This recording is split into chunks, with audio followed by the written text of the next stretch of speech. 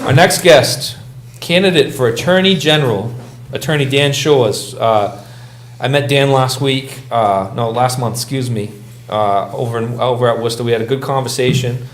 Dan has had a comprehensive plan that he discussed with me to move the Attorney General's office forward, and we're going to discuss what he brings to the table and why he thinks he should be your next Attorney General in Massachusetts.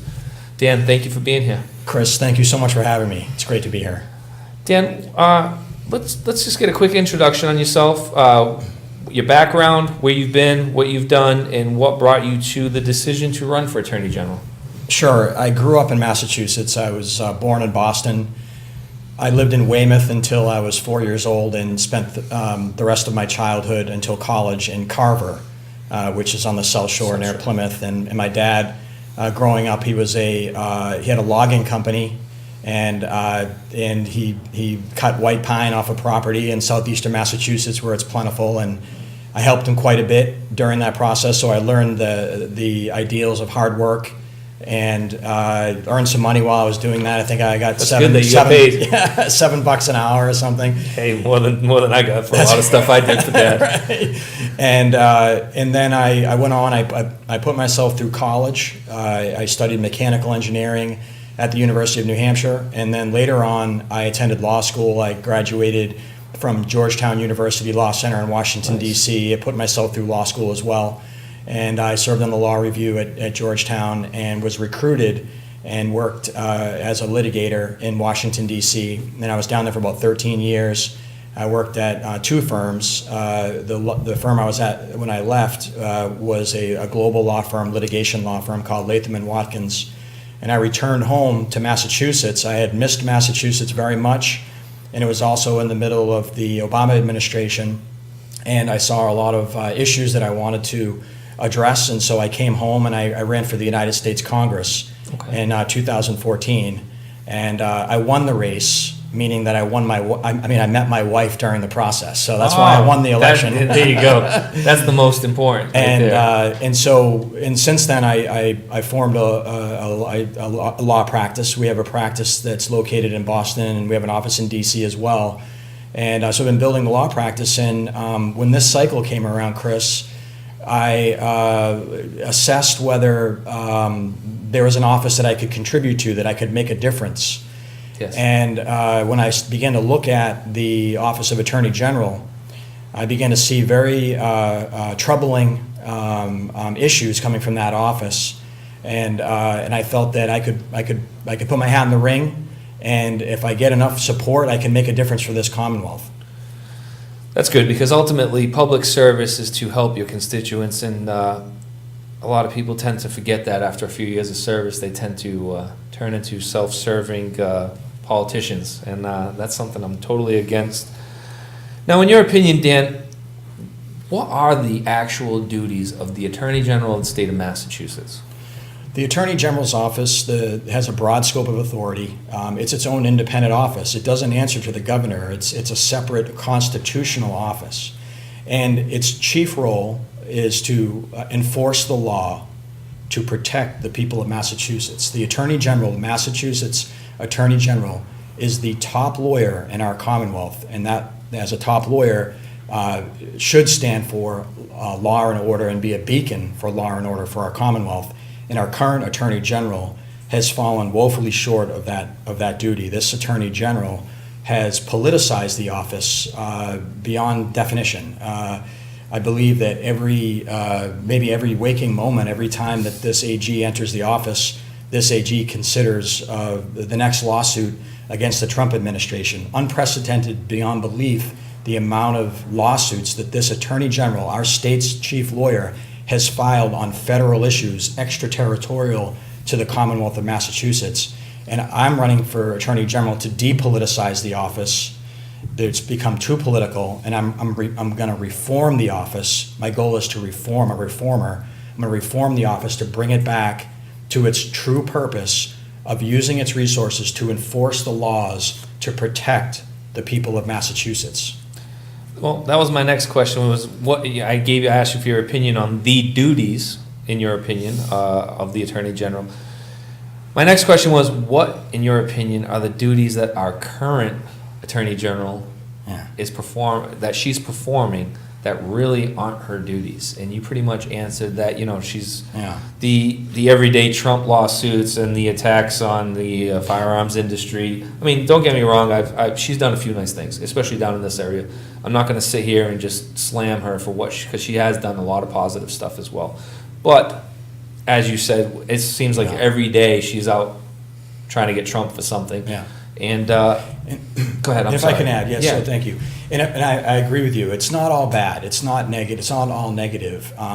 But I look at it as a priorities question.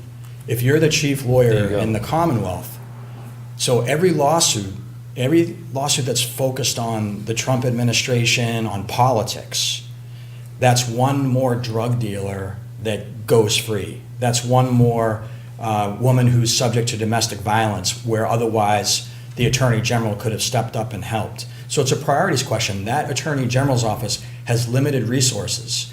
And so it's not an unlimited set of resources. So you have to make your priorities right. And I believe that we have plenty of problems here in the Commonwealth of Massachusetts. And if I am elected Attorney General, my sole focus will be to protect the people of Massachusetts on issues that affect the people of Massachusetts. That doesn't mean that if there's something wrong, if the President Trump does something that hurts Massachusetts, and I believe constitutionally, then I will fight. Yeah. I will fight tooth and nail. You and I have talked about this, and you went out the point of immigration and all this and stuff, and we discussed immigrants' rights, where if they're here illegally, they're not protected by the Constitution, and your job as Attorney General is to protect those constitutional amendments for the citizens of the Commonwealth of Massachusetts. You're supposed to, from the first all the way through, each amendment is alike and equal. That's absolutely correct, and you can't pick and choose your civil liberties. Certainly, I'm a strong defender of the First Amendment. I'm a strong defender of the Fourth Amendment, and I'm a strong defender of the Second Amendment. The Second Amendment. What this Attorney General did with respect to the assault weapons ban, she legislated from her position as Attorney General, and she was rebuked not just by Republicans, but by key Democrats. Wrote her letters that said, you can't do that. You can't make your own law. That's not your job. Yeah. Your job is to enforce the law that the legislature provides. And so it was an incredible overreach. And as a gun owner and a Second Amendment advocate and a constitutional conservative, I found that to be very shocking when I saw exactly what she had done. That's actually where I got noticed. Josh found me over at the Unitarian Church in New Bedford, going toe-to-toe with her on that issue. And he thought I had it in me to do a show after that. I showed up in a T-shirt with her face on it, and the bottom said "Tyrant" that we sell on our website. And I'm going to be honest with you, I respect her for coming back there and going toe to toe with me. And I told her that night, and her sister was her campaign manager, and I said, I thank you for the opportunity to speak, which she didn't have to give us. So, but the overreach is obvious. You and I have discussed it, and it's not just the first. Once you start overreaching on the Second Amendment, that's right, it opens the door. She can start doing it to the Fourth and the First, and whatever other amendments that she wants to trample on and legislate from her position, which is not her position to do. Absolutely. And it all goes hand in hand, and people that are against guns should actually recognize that one day she can do the same thing for a First Amendment issue. That's right. And it's not just the gun issue, it's the Constitution issue. That's right. As you know, we're having a huge problem. You heard me, actually I want to take a question from the viewers. That's what we do here. I explained to you the format. Jeff Silver asks, will you make a mandate to DAs to actually prosecute criminals? I'm assuming that he's talking about the plea deals and all that stuff. I don't even know if that's something you could do as the Attorney General. I'm sure you can share your guidelines with the DAs, but... Sure. I mean, first of all, I believe in local control of government. I believe that the sheriffs, the district attorneys, the mayors that are close to the people really know what's going on. They should have a great deal of control. As the Attorney General, the representative of law and order, what I will do is coordinate with those local officials to ensure that the law is being enforced. When it comes to issues like drug dealing, I'm very hard on drug dealing. I believe in mandatory minimum sentences for drug dealers, and that's something where I'm As opposed to drug users. That's correct. Okay. Yeah, it's the Because traffickers. there is a difference. With this crisis that we have, you have the traffickers, and the traffickers are making a profit off of the addiction that they're producing in the poison that they're putting in our communities. And that's not just the illegal drug dealers. That's also companies. That's Yeah. also pharmaceutical companies that are responsible for putting this poison into our streets. So, as the Attorney General, as the chief lawyer in the Commonwealth, I will fight to crack down on those entities and people with the full force and weight of the law. I believe in mandatory minimum sentences for drug traffickers. This sitting Attorney General believes in weakening that law, providing a safety valve for folks that are sitting before a judge, and the judge takes some things into account and bypasses the mandatory minimum sentencing law. So the answer to the question is, I believe in local law enforcement. I believe in local prosecution. I also believe in the rule of law. And so if someone is deviating from that, they will certainly, whether it's a district attorney or sheriff, or whether if they're deviating from that, they will definitely hear from the Attorney General's office when I'm elected. Our next question comes from Joe Borges. The reinterpretation, you and I discussed this, of 7/20 of 2016. If you were to win and tomorrow was your inauguration, Yeah. what would you do with that reinterpretation? I would draw a circle around and put a line through it. I would Okay. put that in the ash bin because it was wrongly produced. It was unconstitutional. It's ambiguous. It had nothing to do with the legislature, and it violated Second Amendment rights. So I would eliminate it immediately if elected. Perfect. Let's move on. We touched upon the heroin issue that we have going on here, and it's not just heroin. You actually brought up a great point that the pharmaceutical introduction of the whole problem, which we'll get into another time. I plan on having you on again throughout as a resource for the law enforcement views on the pharmaceutical companies. But we're here to discuss what's ahead of us. And I had shared a story with you that the DEA is establishing a heroin enforcement team here in New Bedford. We're one of a handful of communities in the country to be chosen. 6 total were chosen. New Bedford, Massachusetts was one of them. There's something to be said about that. How do you, what are your plans on top of getting federal task force involved as Attorney General? Tell us the cliff notes of your comprehensive, you and I have discussed, you have some good stuff, but tell us the short version of your plan to fight this crisis. First of all, the most important thing in this crisis, and then we see it, it's across the socioeconomic boundaries. Every community, every person in this Commonwealth has been affected by this crisis in one way or the other. And it's literally a scourge in our communities. And I care about people. We need to get over this crisis. And so the most important thing is education. The most important thing. It isn't a keg party. It isn't smoking a joint. It's one strike and you're out. You could be out. You could be addicted for the rest of your life. You could die. It's very serious. Very serious, And especially so- with the fentanyl. Oh, with the fentanyl and the carfentanil that's coming into the communities. And so education is absolutely the most important thing, and the education is, the message is, do not try these drugs in the first place. Stay the hell away from these drugs. Yeah. That's very important. And the Attorney General's office has a role there to play, I believe, to educate, to Well, they have turn funds outreach into- programs. Outreach programs, speaker programs, get into the schools, get people who have experienced this firsthand, get them into the schools of the kids at a young age, and let them know, do not go down this road. Yeah. Then there's treatment. The second leg is treatment. And that's, if you fall into that trap, you need to have the resources, people need to have the resources to recover, to, as best that they possibly can, return to a normal life.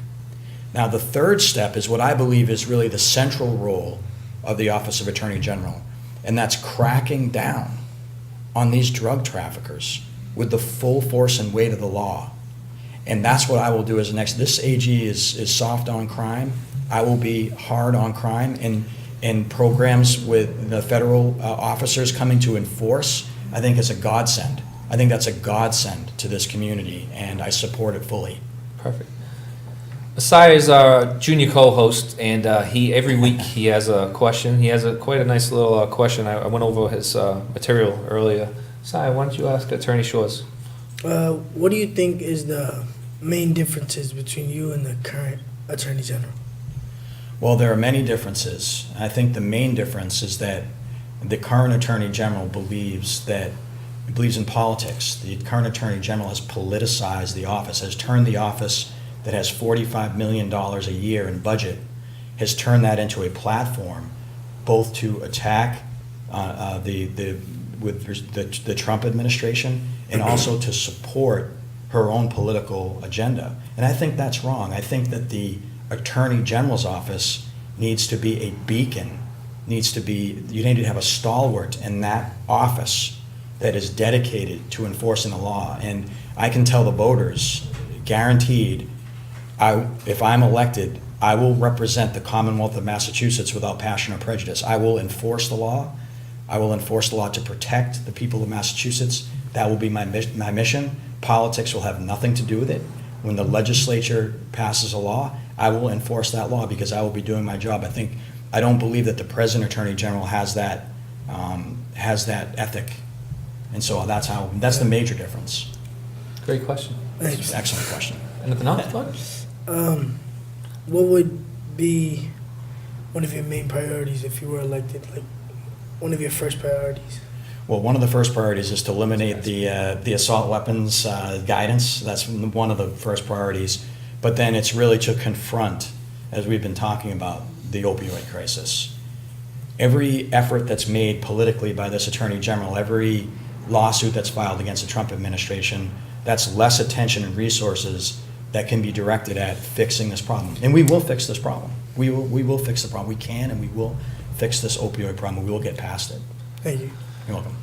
Great questions. Thanks. I especially like the freestyle one, man. You're evolving. Asai is zigging when everybody's zagging. He's moving. I'm proud of him. He's come a long way in the past few weeks. Excellent.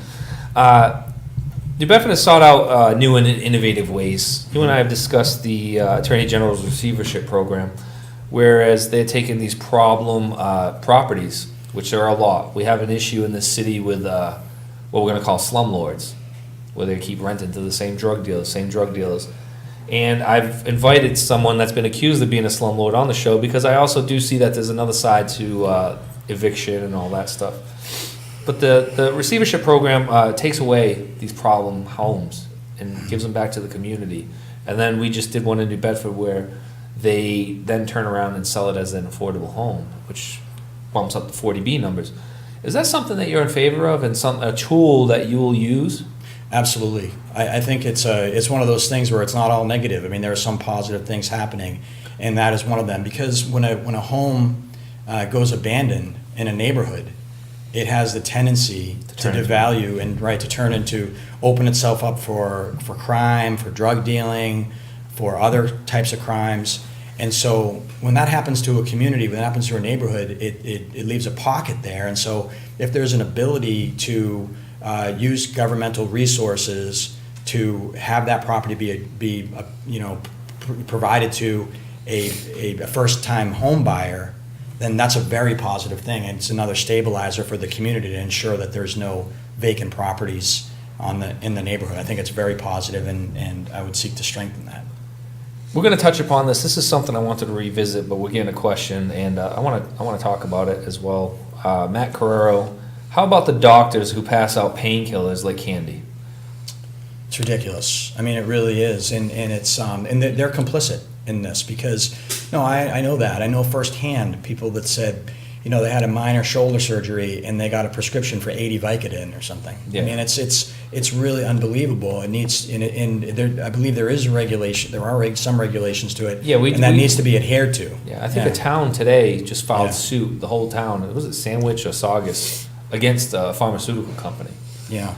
Now that's something that instead of suing Trump, would you probably be suing these guys? Absolutely. And I think the statistic is that of like 3 out of 4 deaths, opioid deaths, related, 3 out of 4 of those people that died had a prescription, a legal prescription to opioids somewhere at some point, And a very small percentage of those that had overdosed had a prescription before they died. So in other words, it wasn't they were on the prescription at some point early on, and that's what sort of got them started. And so the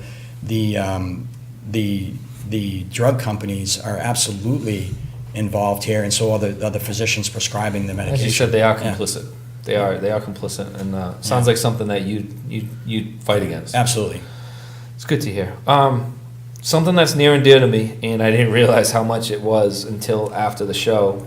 It always bothered me, and I didn't realize that, the stories of Jen and Ashley, how much they'd affect me. Domestic violence. It's real. It's something that's happening.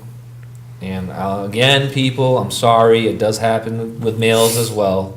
It's a small percentage, except in the gay community, it's, man on man, I think it's 3 and 5. So the numbers are there. But it's, for the most part, we think of the woman getting beat up. What's your plan for that? I mean, that's something that really, we've discussed it. Yeah. You know how Yeah. much it means to me now, and I'm going to keep fighting for it and pushing for it. Yeah. What's your plan to combat domestic violence through the seat of Attorney General if you are lucky enough to get there? Well, one of the advantages of the Attorney General's office is you have a bully pulpit, and you can use the weight of that office in order to affect legislation. So you can propose legislation, and it is treated very seriously. And I believe that we should have legislation which requires individuals who have committed multiple acts of domestic violence to register on, just like we have for a sex offender registry. Excellent. And I believe that that's really important. And I think that because if you have folks that are high recidivism or continuing to commit domestic violence, the public needs to know about that. It's a public record. There's no privacy issue, and it will help and prevent the next woman, mostly women, from being abused and being harmed down the road. So I'm a very In Jen's case, I mean, I think you That's saw amazing. the episode. Her guy, monster, whatever you want to call him, affected, I think, 6 women or something stupid. it's incredible. And it's something. It's that's awful. an excellent idea. That's something that Jen and I have talked about, and I'm glad you're pursuing that. It's something. Yeah. We're going to try to get that. We're going to push that through. I've already talked to you about it, and we're going to make sure that any politician with any say that can get this legislation going. That's a bipartisan issue. Oh, there's no question. I don't see how. I don't understand how see it's not there's- there yet, right. and Yeah. having a woman in the position of Attorney General, how she hasn't brought Hasn't- this out. Right. It's, again, maybe she's too busy politicizing other things. By the way, guys, I am, in all fairness, I'm having Jay McMahon on the 30th, and I will reach out to Attorney General Healy. Like I said, it's not all bad. She's done some good stuff that I agree with. As you know, I'm kind of vocal against her on the gun stuff. But there is common ground. I mean, there's a lot of bipartisan issues that we can all agree on. Let's move on to gangs. We have a serious issue with youth and gangs. Does it go back to what you discussed on educating at a young age and catching it at a young age? Absolutely does, Chris. Yeah, that's what it is. I mean, I think a part of it is, I mean, we all went through childhood. I went through public schools. And you get involved, you get with your friends, and your friends do X, Y, and Z, and there's peer pressure, and there are a lot of issues there. But when it gets to the point of illegal gang activity, that's when we need to step in and draw a line and identify what the problem is, get into the schools early, get good kids steered away from that type of behavior. And so I think education, I agree, education is the most important thing, the central weapon against something like gang violence and gang activity. We're cutting it close on time, so we're going to go to a couple more questions, and we actually have a couple good ones. Chris Barry, will you enforce the Bartley-Fox Act of 1971, which mandates a 1-year jail sentence for possession of a handgun with no permit? A lot of these gun cases are getting, pushed over, and guys are getting more lenient sentence, but there is a mandatory 1-year penalty. What's going on with that? Why is that something that you're going to make sure happens or push for? That to make sure that there would be a mandatory of the 1 year for illegal. I'm a gun guy. Yeah. But I'm also a guy that I says think if you get caught illegally with a firearm, that's right. you should you should get the whole force on of the every law. issue. on every issue. It's you look at the law, and whatever the law is, you enforce that law.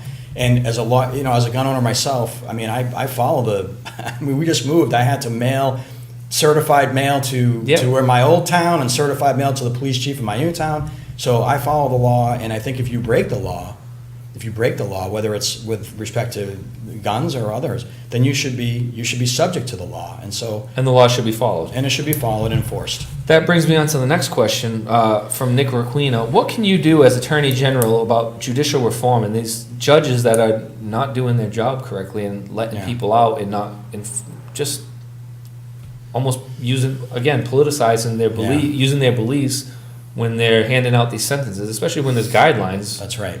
What can you do to help that? Well, the way that, it goes back to the mandatory minimum sentencing. That takes the discretion away from some of these judges. Judges are appointed by the governor in the state. They're appointed by the governor, and they're a separate branch. And so they're a separate branch of government, and we have the separation of powers and a balance of powers. So the judiciary is its own entity, and it has lifetime appointments and things of that nature. But as the law enforcement official, ensuring that the laws are enforced, mandatory minimum sentencing is someplace that we can help in that area, and that's mandatory minimum sentences for drug traffickers. So that's an area that we can help. With respect to the judges, I think you want to elect good governors who will appoint good judges. Well, the governor's council is supposed to guide the governor, right? And they're elected. Exactly. I'm actually working on a story about these controversial judges, and we're going to go through who appointed them, what governor and what governor council members appointed them. And that's something that's never been reviewed. People vote for governor's council. They have no idea what they do or who they answer to, or when appointing judges is probably one of the most important jobs in the state. That'll be an incredibly useful tool for the public. That's people don't realize that's something that I'm working on personally, because it's something that I'm actually interested in doing someday. If I ever get into political office, it would be governor's council for that main reason of appointing judges, because for now you're dealing with judges for decades that are letting people either in and out of communities, dealing with property issues, and people just think, the judge puts you in jail, but no, there's so many different forms of judgeships that whether they're dealing with the probate aspect or the law or the civil aspect, that are really important to our day-to-day function in this state that a lot of people take for granted. I think it would be very useful, and it holds the elected officials accountable if people have that information. And so I think that's. It goes back to almost the violent offenders database. If we had a database for everything, we could just score you. Mass Physical has a great database on our polls up in Boston, and I'd like to have a scorecard for every elected official at some point in this, along with term limits. Actually, how do you feel about term limits? I'm in strong favor of term limits. I believe that we should have term limits. I think it'll help us become. We have term limits for governor. We have term limits and federally for president.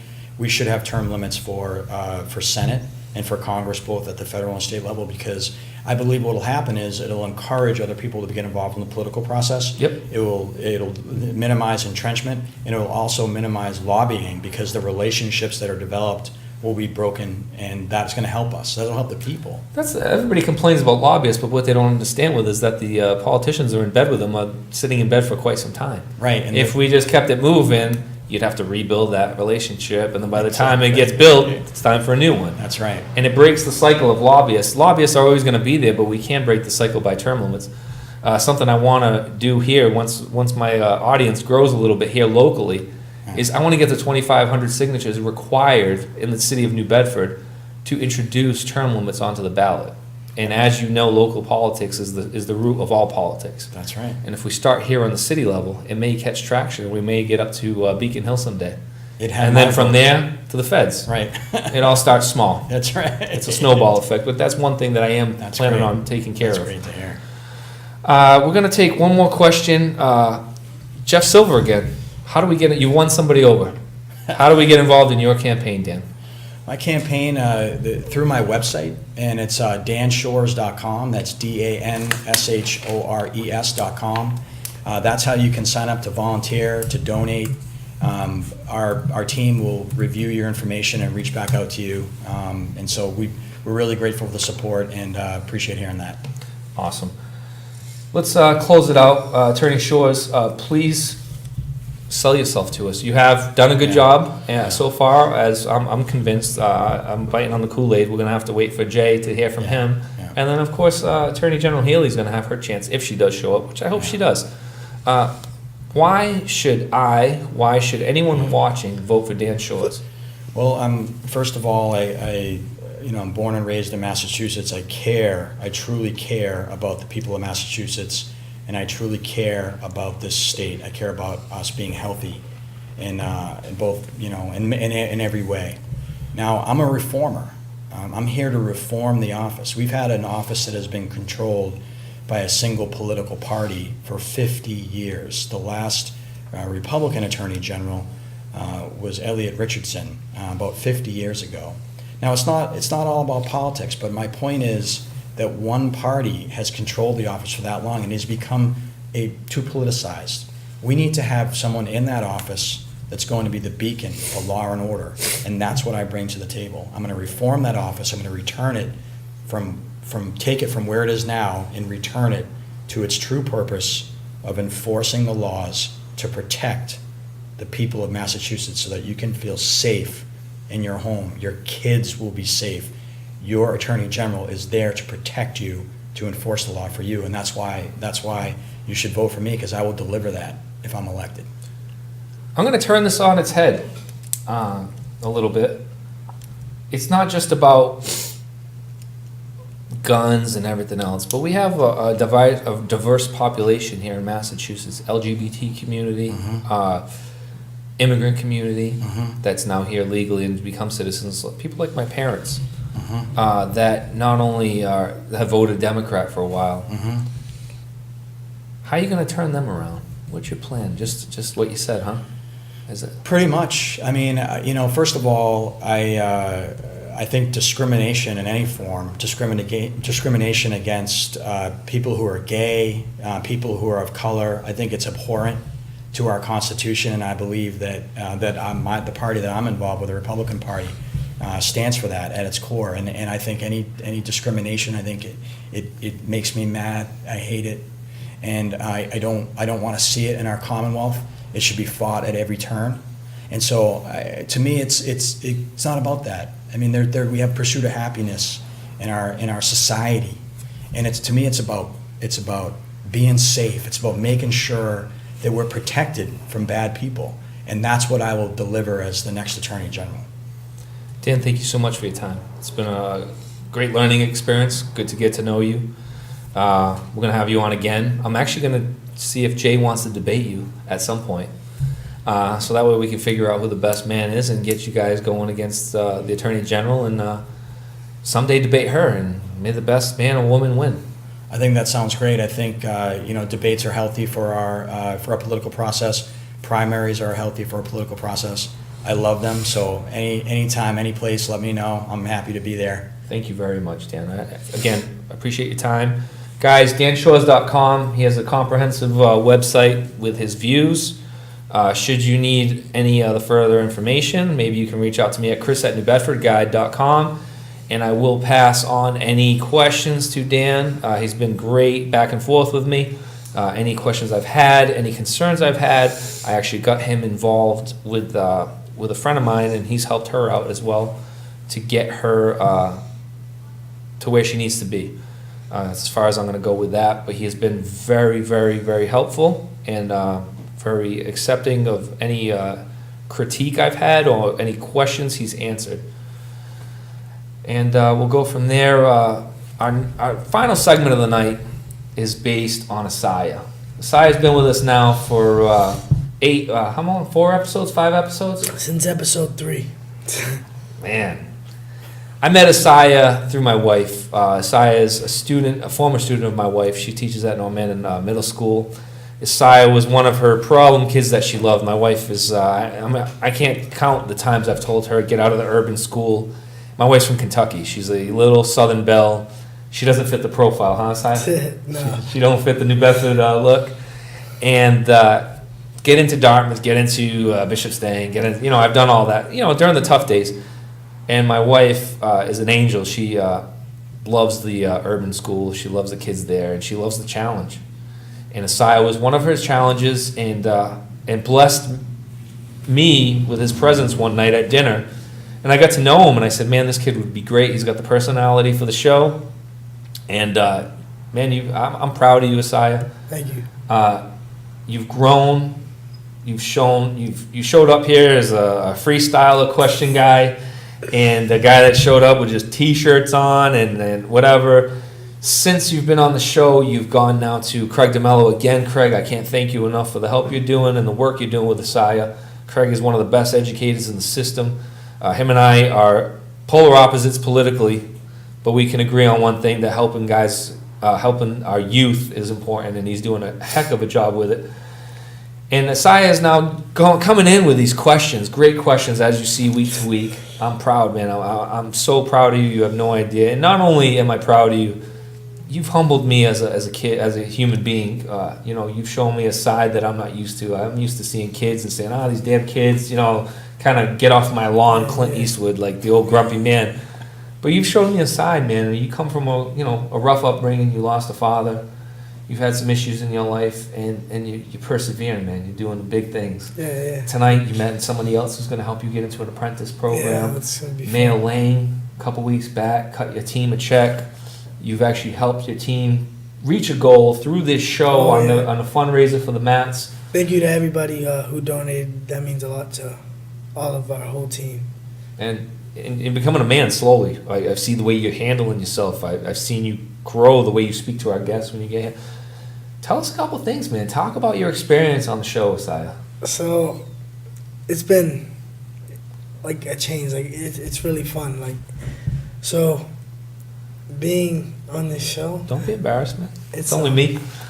I'm just I've grown as a person, so I'm not scared to talk to people with the nice suits on who are gonna be great one day. Yeah. And a lot of them, people don't understand, they're really cool people outside of the cameras, behind the scenes. They're really Mayor Lang. I never spoke to him in my life, and he gave me a check within 10 minutes of me meeting him. What was the check for? He wasn't paying for your vote. No. He paid. So my wrestling team, we were having a fundraiser. We reached our goal now, but at the time we had nothing. And he was our first donor of $225. It's amazing. Mayor Lang is a great man for the community. And now we reached our goal, so we got a spotlight, and it's just it's been a good run so far. I'm excited to see where it goes from here. Everybody I've met have shown me different lessons, from the domestic violence to the drugs to the political side. It's been. I've seen your eyes open a couple times, Yeah, especially with Kevin that night. Yeah. Where you thought he was the owner of a treatment center, and then he's talking about getting arrested and going to jail for guns. That really, you were like, whoa. It was shocking to see how somebody whose life was far worse than mine turns around, and he's a successful dude. It's great, yeah. He's a successful dude. Not only is he successful, I can tell you one thing, and I don't know him that well, and I met him through here. He doesn't forget where he came from. Mm-hmm. I've called him since the show. Him and a friend, Corey Pina, another guy that I battle with politically. But at the end of the day, these are guys, no matter who they vote for, that'll help the next guy. They're always out to help people. Mm-hmm. And that's something we've been doing here, and it feels good, right? Yeah, even speaking to him after the show, when I brought him downstairs, he told me if I ever needed anything, I could just call him. He's not just saying that. Yeah. Because trust me, I called him after that for a bed for somebody. Done. Yeah. Beds are taken care of. He's a great guy. I got Mayor Lang on tomorrow. Mayor Lang was a great guy. Yeah. Helps you out. Mayor Mitchell was here earlier. Yeah, Mayor Mitchell donated to my team too. Shout out Mayor Mitchell. Yeah. What else, man? How do you feel about this? Is this something that you'd want to do? Is it something that you plan on growing from? Is it something that, hey, I never want to do that, but gosh, I'm going to keep running with it, and we're gonna do good things? I think this is something that I could grow into and probably do when I'm older, maybe on the radio and stuff like that. This is fun to me. I look forward to Thursday after school. Go to practice, come home, get ready. It's a big part of my week. I get ready every Monday. I'm ready 3 days before the show even starts. That's a change because you were freestyling the first week. Yeah, it's been a good run so far, and you and Mr. Resendes, you guys don't even realize the impact you guys had on my life. To you guys, I'm just someone you help, but to me, it's a lot. Everything you do means a lot more than what you think. And I don't want to get all teary-eyed, you son of a gun. Asai, you bring a perspective out in life. I was always quick to just crap on your generation. You got a good heart, and I've seen you grow, man. I'm proud of you. Thank you. I really am. You've provided me something.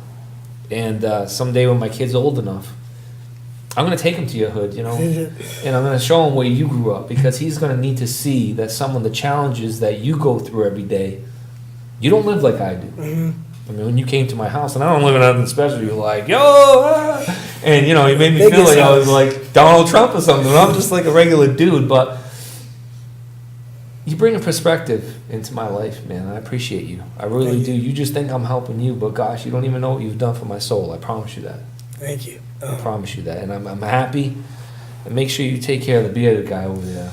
Yeah, the New Bedford Guide, man. Yeah, Josh and I have deep conversations with Asaya after every show. And Josh has been hard on Asaya. You got to tore your ass up a little bit a couple weeks ago about, you know, being more professional, and you learn from it. And people like Josh and I are here to help you, and trust me, he's learning from you too. It's not just me. I shared a picture of Jay that night we went out, holding a picture that he had taken. Now, Josh goes out and doesn't really make anything on taking pictures of these football games. But then he saw excited, yo, JJ's got his picture on New Bedford Guide, and he said, man, that's why I do it.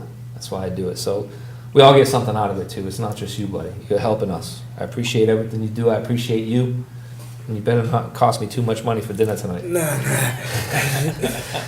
All right, guys, New Bedford Guide, thank you so much. Again, I put a GoFundMe up earlier, guys. If you can, $5, whatever it takes. We're talking about a family man, younger than me, lost his life, 2 young kids, and has a wife left behind. I'm not one to pander for money or ask for any donations, but I actually hate the whole GoFundMe craze, but this is something that needs to get done. We need to help this family out for decades now. They're gonna need help. They got kids my kids' age. Please, if you have it in your heart, or you know in your budget this week, and you can donate a little bit. I posted the link up earlier. Give to Ruben's family if you can. You know, it's just tough. It's a tragedy, and also hug those near you. Opioid addiction is real. I just lost another class member. Like I said earlier, folks, the devil's going to visit your door someday. Doesn't matter if you're rich, poor, citizen, non-citizen. It's real, and it's a tragedy, and it's something that we got to take care of as a community. And it knows no boundaries. It doesn't care about your political affiliation. It doesn't care about your social economic situation. It's going to hit you, whether it's you, a family member, a neighbor, or someone in your church. Just hug your kids and try to keep them steer clear of that stuff, and do the right thing when you find somebody that needs the help them out. If you have any questions about getting help, I've built a cool little team in the past couple months here, and I will get you the help you need. Chris@newbedfordguide.com. Any questions you have when it comes to that. Tomorrow, 1 p.m., Mayor Lang, special election edition. He has me working more than once a week here. It's going to be cool. Mayor Lang's going to offer a big perspective on next week's election. Please tune in. Again, 1 p.m., live on New Bedford Guide. Thank you very much, ladies and gentlemen. Appreciate your time and your viewership, and I'll see you tomorrow. Good night.